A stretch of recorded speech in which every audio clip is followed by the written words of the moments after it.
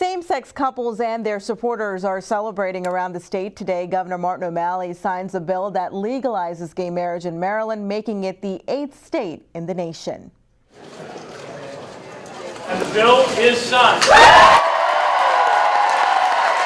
And with that, Maryland joins 7 other states in the nation to legalize same-sex marriage. It's a day Heather Mazur, an openly gay member of the House of Delegates, has been waiting for. Oh, it's the most exciting day of my life, probably. Well, no, my wedding was, but now it gets to be officially recognized. We do a lot of things that are important, but this one was a moment where there's a fundamental shift in the balance in the country and rights and equality. The law won't officially take effect until January of 2013. Sharon Gornstein and Stacey Cargman Kay have been together for 5 years and say they don't mind the wait. For now, they're just enjoying the moment. I was one of the original plaintiffs in the lawsuit here in Maryland, and so our family has been fighting for this for a very long time. It's incredibly amazing and emotional, and I'm thrilled to be here. The couple is raising 2 boys. Their oldest son, Asher, admits it hasn't been easy being the child of a same-sex couple. At elementary school, I went to an inner city school, and there's a lot of very conservative people there. And so a lot of the kids had thoughts I didn't really agree with, so I just kind of tried to keep my head down and not drawing attention to myself. Irene Huskins and Leah Burks, both from Prince George's, also came to witness the historic moment. This is overwhelming just to see all this energy and support. I've been working on this for a couple years, and it didn't matter whether or not I had a girlfriend or a fiance. That didn't matter. I wanted the opportunity to be able to get married. Opponents are vowing to get enough signatures to put the issue up for referendum. I think it's easy to collect 55,000 signatures, so I anticipate we will have a referendum fight, but I have heard from constituents and friends and supporters all across the state that have said, good job, legislators. Recent polls show Marylanders are evenly split on the issue. Many we spoke to say the real fight begins now, and they're ready. We understand this is celebration today and work tomorrow. Many of us are working very diligently, especially in communities of color, to get the message out about dignity, love, and respect. Now, opponents need to collect 55,000 signatures by June 30th. Meanwhile, some would argue that the black church played a significant role in halting the bill last year. For many African American voters, this issue is closely tied to their faith. So what role will black churches play if the issue goes to referendum?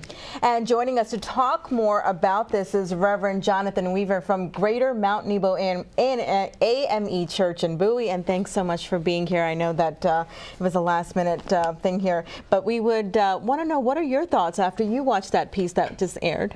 Well, the faith community here in Prince George's County, and particularly I can address the Collective Empowerment Group, which represents 150 churches, most of which are located here in Prince George's County. In fact, we just had a meeting this morning in which we reiterated our complete opposition to the legislation that was signed by Governor O'Malley this morning. And our opposition is rooted in our theological underpinning, which tells us that we believe in the Bible. And with that in mind, that's why we are in opposition to the legislation. And we will work with those that are seeking the referendum to overturn that decision that was made on yesterday. And Reverend Weaver, we understand that there are some pastors who are using their Sunday services to explain this to their congregation. Do you think that that's appropriate to speak on this issue during that time? Absolutely. We have an absolute responsibility and an obligation as ministers of the gospel to address social justice issues. And just as we were just as adamant about issues pertaining to racism in the past as well as today, this issue would be just as relevant for us to address from the pulpit. Tell us about your parishioners. What are you hearing from them? And I'm guessing that there may be some that are gay. There may be, but I can tell you that the overwhelming response from our own congregation, as well as even as I talked to pastors this morning, is to be extremely supportive of the stand, to hold fast to what the Bible tells us. And again, it's not as if we are in opposition to civil unions, but is indeed the issue about marriage that concerns all of us, and that's where our opposition begins and ends. Sure. And Reverend Weaver, what do you say? We saw a lot of families in that video that say our family is not different from anyone else's. Why is it different in your opinion? Because again, the issue again, as I mentioned, is the term marriage. It is very clear that the Word of God speaks to a marriage being between a husband and a wife, a man and a woman.